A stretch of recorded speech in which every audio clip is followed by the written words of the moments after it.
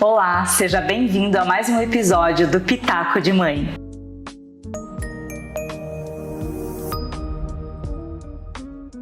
Esse espaço foi criado para compartilhar experiências da maternidade.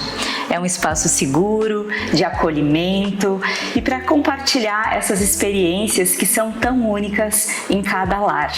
Eu me chamo Rosela, sou mãe da Joana, de 14 anos, e Isabela, 1 ano.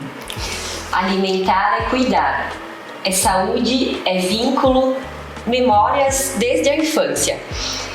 Sou Arielle, mãe da Alice, de 1 ano e 8 meses, e a nossa convidada de hoje é nutricionista, consultora em lactação e amamentação, mãe do Luiz Eduardo, Ana Terrazan. Bem-vinda, Ana. Muito obrigada, é um prazer enorme estar aqui com vocês. Fala um pouquinho pra gente, então, sobre o teu trabalho e a importância da alimentação em todas as fases da maternidade, criando esse afeto, esse vínculo à mesa, né? Construindo memórias junto às famílias. Bom, então eu sou nutricionista, né, já há alguns anos, desde sempre trabalhei muito focada na materno-infantil, então acompanhando as gestantes, eventualmente a pré-gestação e a primeira infância, né. Tenho o Luiz Eduardo, que hoje já vai fazer 18 anos, então foi a minha primeira inspiração, eu posso dizer, e como eu digo para os meus pacientes também, eu consegui, ainda bem com ele, reproduzir muito do que eu trago para as famílias, né. Eu gosto da ideia de eu, profissional, representando também em casa aquilo que para mim é importante, né? E para as minhas famílias que eu acompanho também. E a nutrição, para mim, acho que uma das melhores heranças que a gente pode deixar, né? A nutrição, o comer, claro que existem os bens materiais, mas o aprender a comer, a nutrição, a relação que a criança consegue desenvolver, né, com o aprendizado do comer, com o alimento e o comer à mesa, o comer, compartilhar sentimentos. E essa herança é imbatível, na minha opinião. Além do alimento, né? Gostei exatamente. Disso. E fiquei curiosa, assim, a graduação, a nutrição, veio antes, depois ou veio junto com o Eduardo? Diz que aplicou, né? A graduação veio antes. Enfim, eu sempre, isso meus pais falam bastante também, que eu sempre disse que eu ia trabalhar com crianças, né? Eu lembro de pequena dizer que eu queria ter uma escola, depois ainda bem que não, a escola não sei se eu ia ter tanta paciência, mas também vem muito, né, do Tu comer. também é educadora nesse tema, né? E, enfim, a graduação veio antes, logo que eu me formei eu engravidei. E aí a minha formação, né, complementar, então as 2 especializações, mestrado, doutorado, tudo já com o Dudu. E a tua atuação? E a minha atuação, exatamente. Então, mesmo fazendo toda a vida acadêmica, eu sempre fiz consultório e atendimento domiciliar, enfim. E aí era esse equilíbrio, né, de maternidade, estudo, muito estudo. E aí foi isso. Então, ele foi, eu fui aplicando, né, eu acabei a especialização. E a experiência da maternidade nas suas famílias. Exatamente. Vida real. A vida real, muito real, né? E é verdade mesmo, assim, ele sabe, ele reproduz algo que eu vi acontecer e que me deixou realmente muito feliz, foi agora no final da adolescência, né? Porque, enfim, a alimentação do adolescente às vezes é mais desafiadora, e o Dudu é um adolescente que leva marmita, que partiu dele pedir para, vamos organizar porque o lanche da escola, do bar, enfim, não me satisfaz, eu tenho fome. E aí vai lá, compra um pão de queijo, né? E o que mais? Fome, muita fome. Olha só, Então isso, e claro, isso construído, né? Eu fui por, obviamente, os muitos anos ali, o filho da Nutri, a mãe chata da comida. E fui mesmo, e me orgulho, fui. Porque é isso, porque hoje ele, fazendo 18 anos, tá ok, né? Assim, come tudo, come também lá os seus chocolates, come tudo. Mas aprendeu a identificar fome, saciedade. E para mim esse exemplo da questão da escola, do levar o lanche, é o melhor. Porque, né, faz diferença para aprender melhor. Então... No desenvolvimento da criança. Totalmente. Então, do adolescente. Né? Do adolescente, principalmente, eu sei que é muito desafiador, mas o adolescente, fisiologicamente falando, né? Eles têm uma necessidade diferente. E é por isso que eles acordam sem fome, por exemplo, né? Não quero tomar café da manhã, não tenho fome. Mas que horas eles vão para a escola? Cedo. Né? No mundinho mais ideal, o adolescente poderia ir para a escola de tarde. Porque eles têm uma necessidade diferente, eles precisam dormir mais. Que horas o bebê acorda, o pequenininho? Acorda cedinho, 5 da manhã, os pequenos estão dispostos, né? Eles poderiam ir para a escola mais cedo. Já os adolescentes poderiam ir um pouco mais tarde. Bom, Ana, tu tá indo assim, abraçando todas as idades e todas não são condições da vida, mas todas as situações, né, que o cotidiano envolve. A questão da escola, dos horários, do dia a dia, a marmita que traz isso, né? Então você não consegue ir lá no bar ter essa alimentação, mas aí você dedica um tempo para fazer. Enfim, eu vi que assim tu acolheu todas as etapas. Porque a tua também. Da vida, vida, né? É isso. As fases. Os filhos também, né? Exatamente. E enquanto filha também, né? Porque tu disse que enquanto filha tu já tinha essa conexão com alimentação, com educação na também. minha família, o comer sempre foi centro de tudo. Meus pais são separados, mas nas duas famílias sempre foi muito a comida, né? E eu tinha 2 casas. E era uma loucura, era ótimo. Mas tudo era muito comer. Unia. Era assim, a gente fazia muito em casa. E muito embora os meus pais, né, tenham se separado muito cedo, quando eu era muito pequena, a gente convivia junto, né? Então os meus pais sempre convivem até hoje. E era isso, assim, café da manhã na casa do pai, almoço na casa da mãe. Eu tenho um irmão mais novo que é só por parte de pai. E ele vinha muito na casa da minha mãe porque ele falava que, enfim, o X comida da minha mãe era muito boa.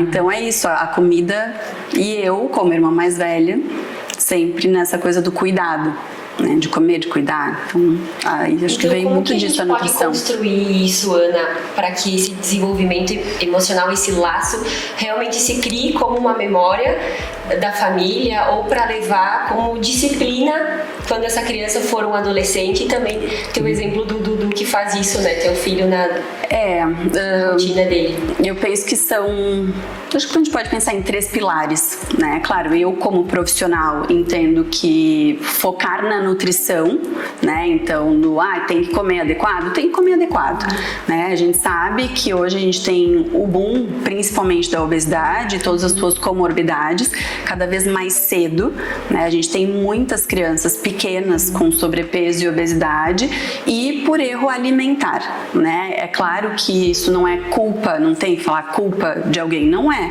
mas é erro alimentar, a base, e a falta de atividade física.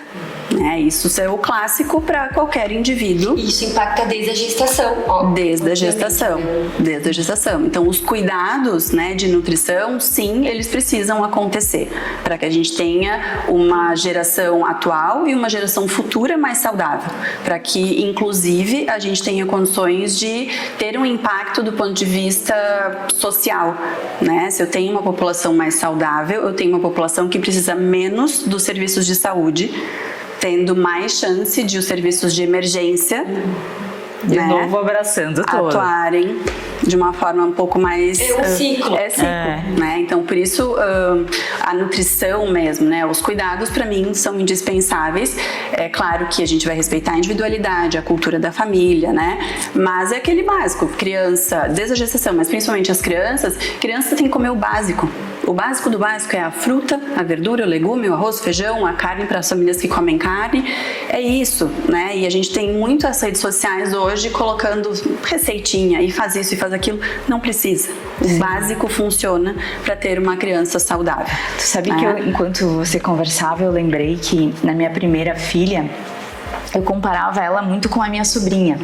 E era uma criança bem rechonchuda e tinha as dobrinhas, assim.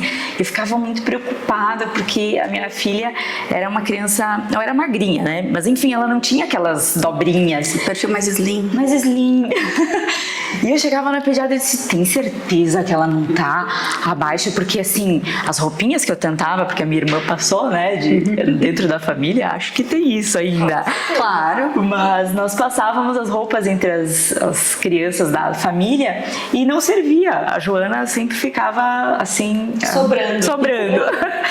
E eu chegava assim, ela disse, não, tá aqui a curva do peso, da altura e tal, e tá dentro. O problema é a obesidade. Exatamente. Se ela ficar dentro aqui, até nessa linha que era verde, né, enfim, do gráfico, não era pra mim, mas eu tinha essa preocupação, porque comparava. Claro, e porque isso é cultural. Que comparava dentro de casa, né? Imagina hoje que tem a tela a qualquer momento ali para você comparar. Não sei se ainda tem isso do bebê gordinho ser saudável. Tem muito. E realmente é cultural, né? Porque, enfim, as crianças mais fofinhas, com dobrinhas, eram consideradas realmente mais saudáveis há muitos anos atrás. Atualmente, a gente leva muito em consideração as curvas de crescimento, lembrando que o peso é só um parâmetro. Né? Tem muitos outros parâmetros que a gente leva em consideração para entender se a criança está se desenvolvendo bem ou não. A gente dá muito mais atenção à genética e o que a gente sabe a genética obviamente não muda.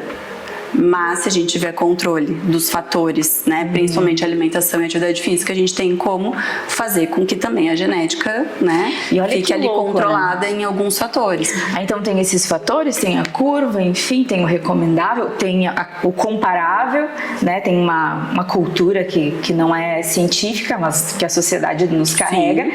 Aí vira a fase, daí tem outra pegadinha, né?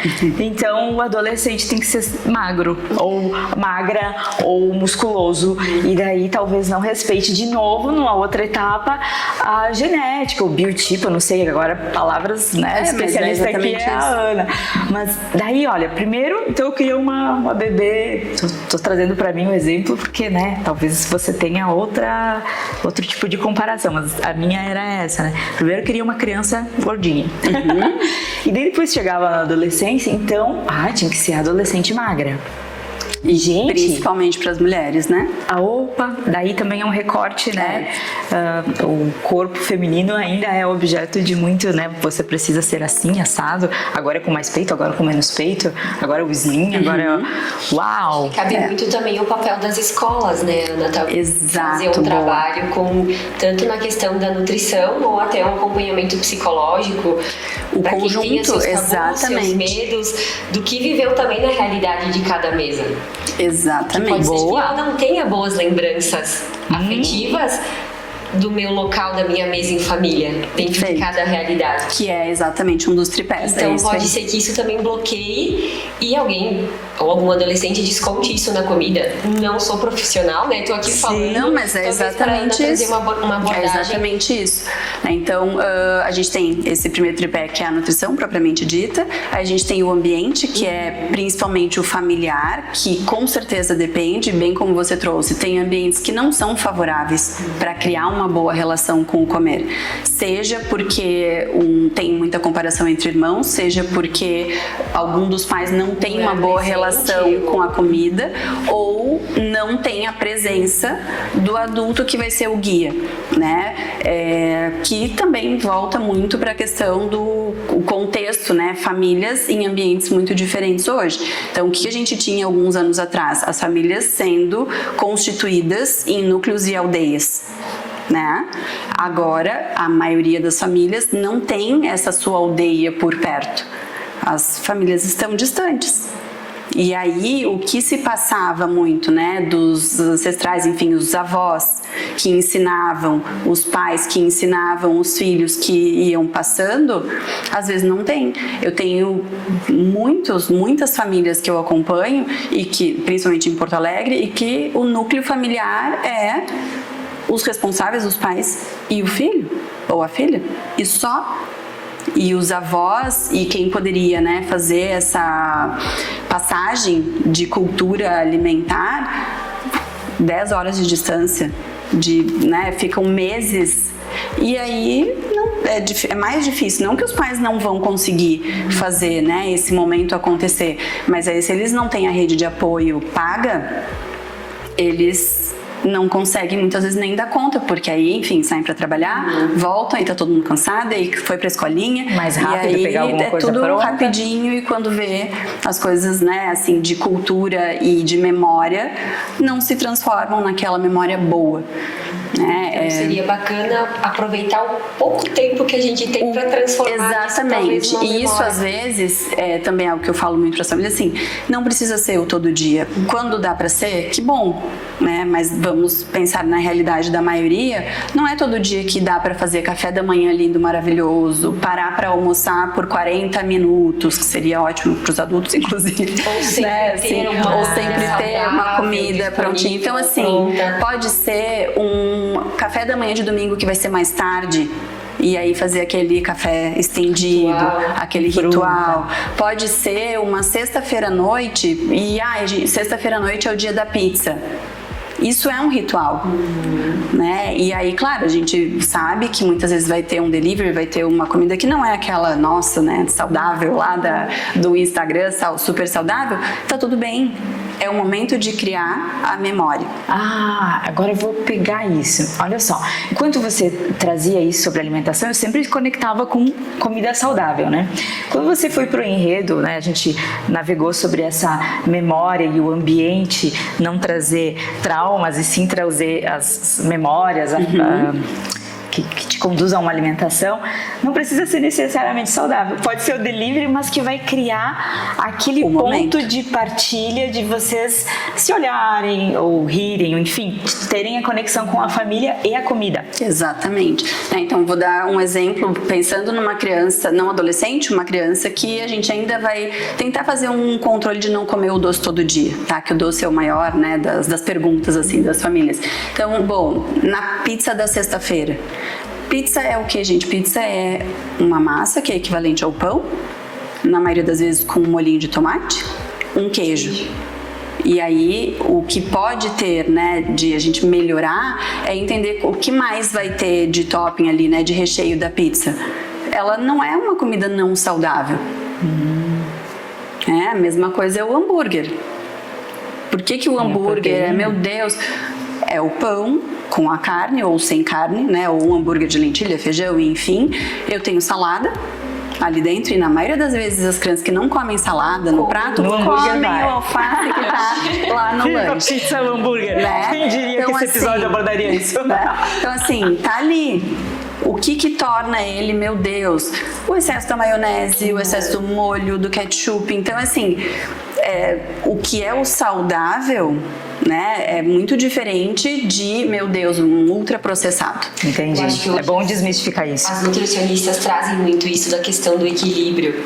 Exato. Tá trazendo agora, né? Exato. Eles até falam, ela é uma nutri muito bacana, porque ela dentro da minha rotina consegue adaptar o que eu posso comer. Eu posso até comer o chocolate. Então, o pessoal também traz isso, que é aquele negócio regrado, que não pode falhar, que não... Claro, a constância, a disciplina leva a resultados talvez melhores e mais rápidos, mas acho que isso ajuda a equilibrar também a questão mental, né? Qual que é a tua opinião? E você trouxe uma questão muito importante: resultados melhores e mais rápidos. As crianças não estão em busca desse resultado. Né? A gente não está em busca de alta performance, a não ser que seja um mini atleta, e aí, ok, vai ter, né, um pouco mais de regra. Que idade isso, mais ou menos? Assim, vamos pensar o que é o resultado que o adulto busca na maioria das vezes. Ter um corpo um pouco mais definido, enfim, né, para realmente ter uma resposta, seja lá qual for o esporte, ou realmente para se sentir melhor. A criança não está em busca disso, ela está na construção. Né? Então, ela pode comer de tudo, criando esses momentos. Vai ter hambúrguer todos os dias? Não.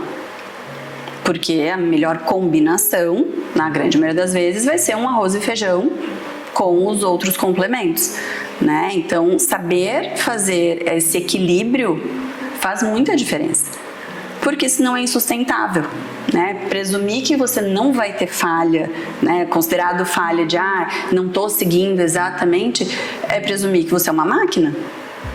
Sim. E as crianças estão muito longe disso.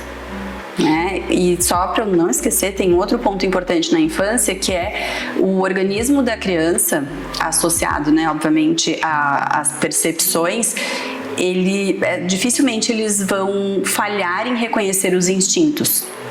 Então, assim, tenho fome, né? Na grande maioria das vezes, se tem acesso, a criança vai dar um jeito de mostrar que ela tem fome ou que ela está saciada, né? Então, a criança não fica assim, eu como se eu tô feliz ou se eu tô triste, que nem o adulto. O adulto come. Se a gente tá feliz, a gente come. Se a gente tá triste, às vezes a gente come também, ignorando todos os instintos.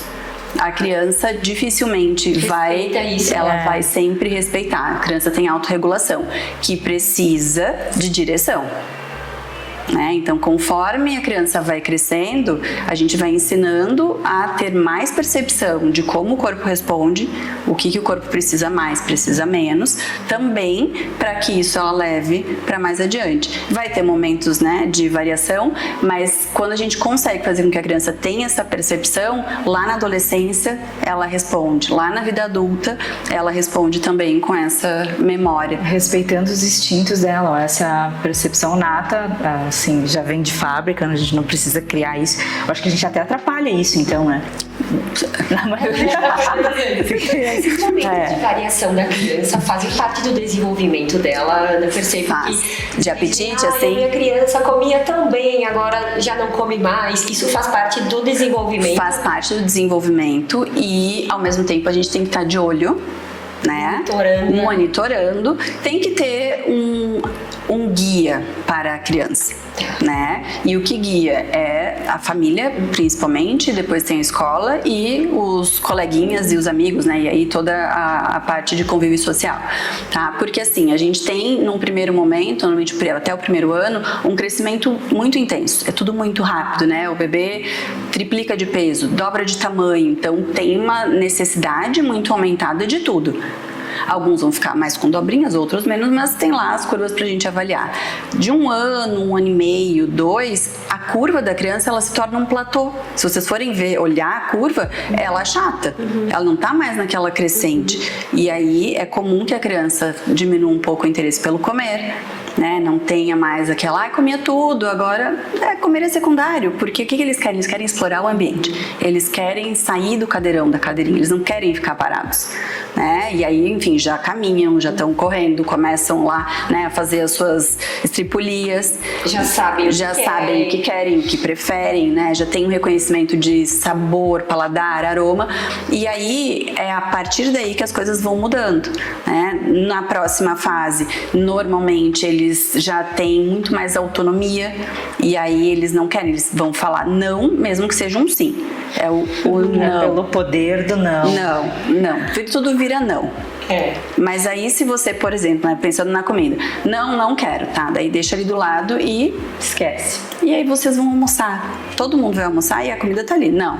Aí daqui a pouco vem uma mãozinha muito curiosa e pode pegar. Vai comer? Às vezes sim, às vezes não. Né? Tem que ter uma paz, né?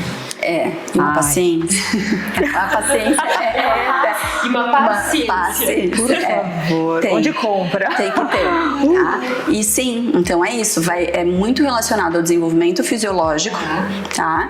Que reflete na necessidade. E a necessidade reflete no apetite. E aquele que as mais velhas, as mães, as avós, às vezes dizem, quando tiver fome vai comer. É um pouco então disso. É isso aí, né? É o monitoramento. Monitorar.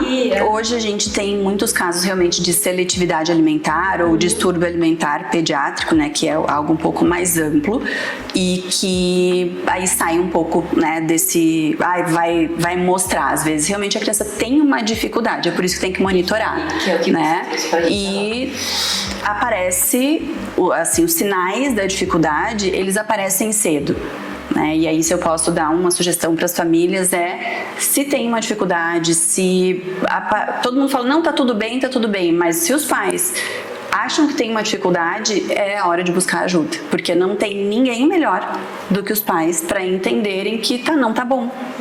Se impacta na rotina, se pra família não tá legal, investiga. Não tá e legal. o momento para procurar essa ajuda é o momento do fazer o crescimento, né? Porque depois do adulto ele vai ter que procurar, daí talvez, não sei. Normalmente assim, qual que é o momento? Fazendo um acompanhamento, né, clássico com o pediatra, vai ter ali os gatilhos, né, os sinais de alerta, enfim. Mas se ainda assim a família acha que, não tá, fase assim, de vocês, um ano e pouquinho, tá? Tava indo tudo ótimo, uma boa relação com a comida, de repente não quero isso, não quero um grupo alimentar inteiro. Porque uma coisa assim, eu amava manga, não quer mais manga. Mas tá comendo a laranja, tá comendo a banana, o avocado. Tá bom, a manga tá ali, escanteada um pouquinho, né? Agora, não come mais a manga, a laranja, o avocado, a uva, encerrou, não quer saber de nenhuma fruta. Alguma coisa pode ter sido gatilho, né? Então esse é o momento de tentar investigar. E por quanto tempo? Daí não quis aquela semana. Não, isso se estendeu por uma semana, e aí, claro, isso falando em momentos fora de viroses e afins, né? Então tá tudo certo, nada de outros fatores. 2, 3 semanas, zero fruta, ligar o sinal de alerta. Tá. Aí, muitas vezes o que acontece não quero fruta e também não quero os legumes. E aí vai aumentando, né? E é assim, criando hábito daí também, aí né? é hábito, e aí suprir com outra coisa. E daí aí não que pode pega. substituir, porque é isso aí, a criança também tem, né, tá num momento de plasticidade, né, muito intensa e aprende. Bom, eu não comi a manga, vou ficar na manga, pobrezinha, tá? Eu adoro manga, vou ficar na manga. Não comi a manga, e aí eu recebi um pão, e era o pão que eu queria, me sacia. Eu vou reproduzir esse comportamento porque eu aprendi que esse comportamento funciona, né? Ou vou receber mais mamar, né? Muitas vezes isso acontece. A gente tem um receio muito grande da criança não crescer, não ganhar peso, ficar com fome. E aí acabam substituindo por mamadas aquela refeição que não foi bem feita. E aí a criança vai estar sempre saciada. Sim. E é disposta a provar ou tentar. Né? Então a gente tem que ter atenção para quando é uma questão mais patológica mesmo, né? E aí essa criança não adianta falar que vai comer quando tiver fome, porque a criança não consegue comer se ela tem uma seletividade ou um distúrbio, tá?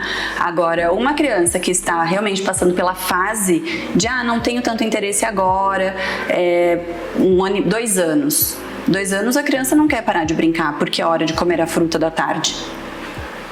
Pula a fruta da tarde. Ela vai almoçar e ela vai jantar e tá tudo bem. Legal. Porque se aparecer uma fruta da tarde no meio da brincadeira, ela é capaz de comer. Ela só não quer sair daquele ambiente para parar para comer. Eu botava no meio dos brinquedos a maçã, ia cortando as panelinhas e botava ali. Aí de repente ela tava comendo, mas Isso. assim... Tinha que ter a paciência, né? Muitas vezes na escola funciona muito melhor porque eles são uma comunidade, então todos vão parar de brincar para fazer exatamente a hora do lanche. Aí uns vão comer mais, outros vão comer menos e tá tudo certo. Então é isso, te respondendo, enfim, todo dia um pouco de paciência com um pouco de estratégia. Então eu fiquei pensando em toda essa nossa conversa sobre as memórias afetivas em razão da alimentação, né? Desmistifiquei essa questão do saudável, que deixou meu ombro mais leve. E também recordei aqui na memória alguns pratos que fizeram a minha infância sorrir, que ainda hoje se eu lembro da minha mãe, da minha avó. Fica aí também a pergunta, né, para você, qual que é o prato, o alimento, o que era o café passado, não sei, o arroz com galinha, Arielle, não sei, tu tem alguma comida que, se eu lembro da minha avó, da minha mãe, ou de quando O pão no forno. Nossa, e tem cheiro, tem tudo, né? Quando as famílias também se reuniam mais, parece, né? Hoje, sim. Muitas podem ainda manter essa tradição, essa cultura, mas com o passar do tempo isso às vezes parece que vai se perdendo e a gente gente fica com uma culpa, mas com uma reflexão sobre isso. No tempo da minha avó, no tempo dos meus bisavós, como era, e agora a gente com tanta facilidade, parece em outras coisas, não consegue fazer esse simples ato de sentar-se à mesa, de compartilhar, ou se estar ali, se doar para esse momento. Sim, com presença. Estar presente, né? Isso que a gente fala. Então, Ana, você como nutri, como uma mãe também, que também tem uma família, pode dar um pitaco nesse sentido.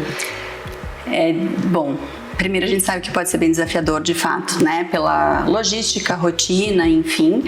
Mas o que eu entendo que pode ser o principal é os adultos, né? Pararem para fazer uma reflexão do que traz prazer e conforto. Acho que a primeira coisa, né, o comer, e a gente tem falado muito, né, do mindful eating, de dar atenção, né, àquele momento, é isso.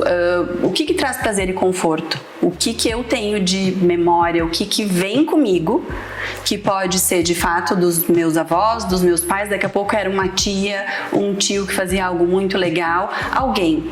Né? Qual é a figura que trouxe essa memória, esse conforto, esse aconchego junto com a comida, e o que eu posso, na minha realidade, no meu dia a dia, transferir e construir com a minha família, né? Com o meu núcleo, que pode ser um núcleo bem pequenininho e pode ser um núcleo que vai expandir. O que eu quero que as pessoas levem?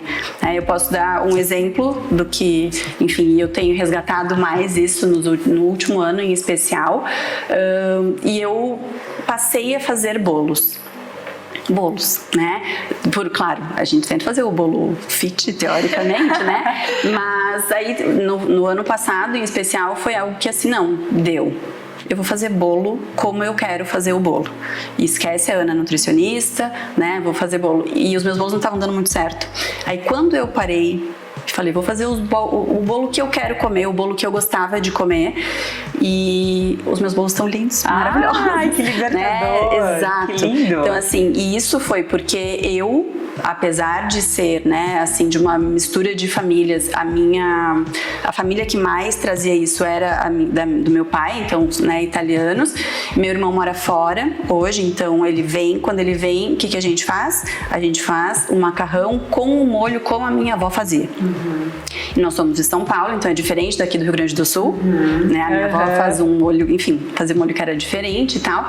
E isso é uma das coisas, né? Ele é o responsável pelo molho, e esse último final de semana eu fiz, na meio da semana, eu fiz o macarrão, que não era uma coisa que eu tava fazendo, mas como eu tô agora meio cozinheira, falei, tá, vamos fazer o macarrão. Aí mandei pra ele, falei, ó, você vem, ele acabou de ir embora, mas no final do ano você vem, você faz o molho e eu faço o macarrão. Ai, que delícia! Então é isso, assim, acho que trazer o que te trazia o conforto, que é pra gente transferir, né? O Luiz Eduardo gosta de cozinhar. Meu marido, por exemplo, não, meu marido gosta de comer muito a nossa comida. Meu marido faz FaceTime com o meu filho, lá de Santa Maria pra cá, pedindo dica de como que ele faz as coisas, e o Dudu vai falando pra ele. Então essa parte, eu falei, tá. E cada um contribui no que faz de melhor. Exatamente. E o que importa é exatamente. criar esse vínculo. A começar, assim, pela reflexão que você propôs, né? Porque cada um vai trazer o seu, né? Exato. Então, o marido tem esse ingrediente ou essa percepção sobre a comida, ele gosta de comer. Exatamente. Então, respeitando cada individualidade. De novo, vem aqui no Pitaco de Mãe o autoconhecimento, né? Muito. Você precisa parar, entender, opa, pra mim faz sentido a macarronada, ou não, o bolo, ou o café, e aí vai. E uma coisa que agora você falou, só pra, né, a gente finalizar, assim, algo que pra mim cabe muito quando a gente pensa também no comer e na forma da gente fazer essa construção, é entender as linguagens do amor. Porque é isso, né? Eu gosto de alimentar as pessoas. Eu gosto de cozinhar muito, gosto dos meus atendimentos, né? Também vem muito isso eu gosto de alimentar, gosto de estar com as pessoas. E aprendi, por exemplo, que pro meu marido é diferente. Ele prefere não ser o cozinheiro. Mas tá tudo ele bem. aprecia muito quando é uma coisa que eu faço, ou agora, né, com o Dudu cozinhando mais quando é ele. Então, Acho que fica a entender dica as também. linguagens do amor é muito importante. Para as mamães que não têm essa habilidade, talvez não gostam de exato. cozinhar, Chegou aí. não se preocupe, não se frustre, que outros momentos convide alguém que sabe cozinhar melhor ou faça coisas mais simples. Simples, é o que eu Menos falei mais, antes, é o isso simples que- funciona. Pode trouxe ser, aqui. agora eu vou trazer a manga que eu tinha escolhido, vou trazer. Pode ser você fazer uma manga picada diferente. É a sua forma, e aí o seu filho vai lembrar disso e vai depois querer reproduzir Em que momento nas isso vai brincadeiras, se com encaixar? os amigos, depois com a própria família, enfim. Não precisa ser nada elaborado. Não precisa, e eu falo também para todas as famílias, ninguém precisa ser Masterchef. Você pode gostar de cozinhar, você pode não gostar. Saber fazer um picar diferente já faz muito, né, assim, muita diferença. É isso, ninguém precisa. Que bacana. Que legal, foi É muito isso. bom aprender, nossa, e passar por todas essas, porque a ideia inicial desse Pitaco era discorrer sobre a memória afetiva no alimento, né, na nutrição, mas nós abraçamos aí muitas nuances, muitas fases, famílias, Porque elas vão perfis. vir. É, Elas vão exatamente. vir. Não, e é isso, a comida tá em tudo. Tá em tudo. Né? A comida para nós é um centro muito importante. De afeto. De afeto, de nutrição, de tudo. Aí tá, é comida, Bom, é tudo. meninas, Obrigada, sem julgamentos, né? Sem julgamentos. Vou grifar isso, né? Não importa aí o que importa é a intenção, né? O Exatamente. amor, a linguagem do amor. Exatamente. Ana, muitíssimo obrigada. Eu fiquei bem feliz de estar aqui com vocês. Foi um papo muito gostoso e feliz mesmo, né, Arielle? Por ter nutrido a nossa alma com essa conversa. outra pessoa nova que eu conheci, não conhecia a Ana, ela veio de Porto Alegre pra cá, pra estar aqui em Flores da Cunha com a gente, nesse momento tão gostoso, quanto a comida, quanto a mesa. Então, Ana, obrigada. Eu que agradeço, Parabéns de verdade. pelo teu trabalho, como Muito as obrigada. outras convidadas também, né? Faz um papel bem importante aí na sociedade, nas famílias. Nossa. E a gente só deseja um ano incrível, muita prosperidade Pra pra nós, Pra nós. pro Pitaco. Um ano de começo, Então, né? sigam a Ana lá tudo. no Instagram, sigam o Pitaco de Mãe, sigam lá no canal também no YouTube. Em breve o episódio vai estar aí pra vocês. Comentários, sugestões são sempre bem-vindas. Tragam pra gente. Obrigada, pessoal. Obrigada. Ana. Beijo. Obrigada. Foi bem legal. Saiu muito do script, assim. Ai, gente. Ai, mas aqui eu também vou falar. Aprendi horrores. Eu comecei a perguntar.